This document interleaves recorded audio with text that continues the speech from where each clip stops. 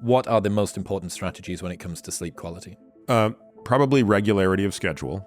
So, the closer you can be to going to bed and waking up at the same time every day, that's great.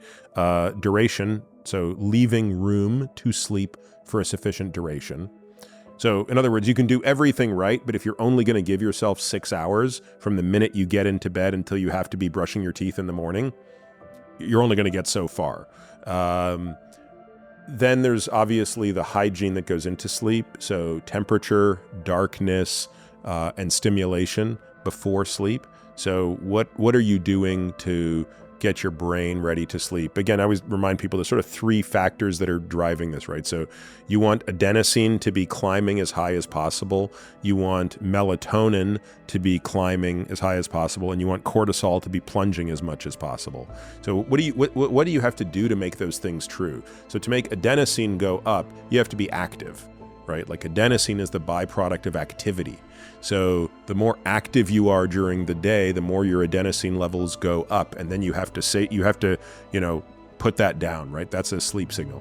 Melatonin is driven by light, but again, you have to have the right circadian rhythm, so you have to be getting the right time and doing it at the same time over and over, which is why when I was talking about my travel schedule, I have to force exogenous melatonin into the equation because I can't rely on the external cues. But that's why I don't want people taking melatonin regularly. I want them relying on the natural way to get it. And then cortisol is probably the hardest one for most of us, even if because the typical biohacker gets number 1 and 2, but we're sort of missing number 3, which is how do I actually get my adrenal glands to come down to let me actually go to sleep? And that's the one where, again, you can do it sort of with a pharmacologic or molecular hammer, which is what phosphatidylserine is doing. But again, I don't really want to have to rely on that every single night. Instead, I want to get into a habit of, for 2 hours before bed, not engaging in anything that's going to be stressful to me. So I'm not looking at my phone. I'm not, chirping on work emails and looking at things that are, I'm really kind of trying to be doing very little that would produce. And if I am doing some work, I'm not going to suggest, I'll never look at my computer for 2 hours. But what am I going to do? I'm going to do something that's a little more relaxing, or I'm going to, watch some F1 highlights or something like that. That's just pure bliss, but is not going to increase my level of stress. And then we've talked about some of the supplements, obviously, that you can take there. I don't think you mentioned about your dose of magnesium. I take 2 of the L-threonates, which is, I think that's 166 milligrams is what comes into. Okay. I also use trazodone, 50 milligrams. Every night? Most nights. Great sleep aid. And that's it. No concerns about long-term use with trazodone? No. Not a dependency drug. That's good. When it comes to sleep hygiene, room temperature, core temperature tends to need to drop, or at least it seems to help you fall asleep.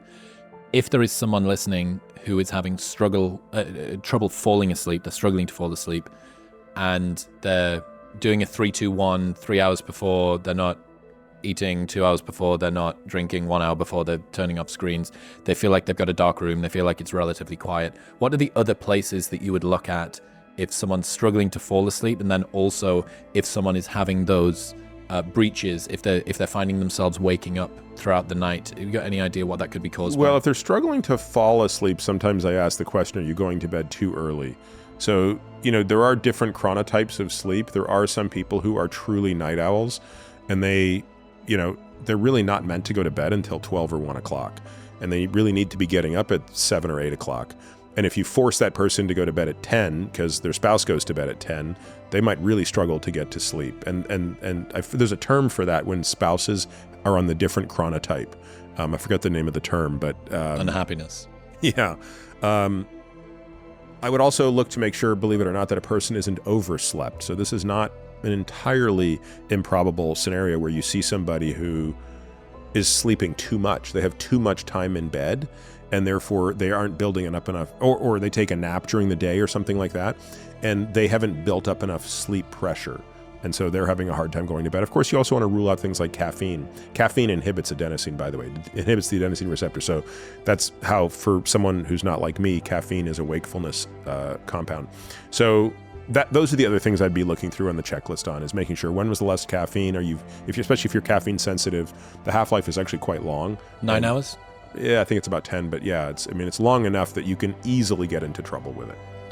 And what about if you're finding yourself waking up throughout the night? Is that just the same? Well, no, I mean, I think that therein, the question is, why are you waking up? Because you have to pee. Then if that's the issue, then what do you do?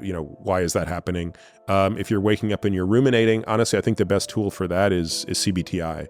Cognitive behavioral therapy for insomnia, very powerful tool. And then there's a whole set of behaviors around that, right? So what do you do? When should you get up and out and disengage from sleep altogether? When should you try to go back to sleep?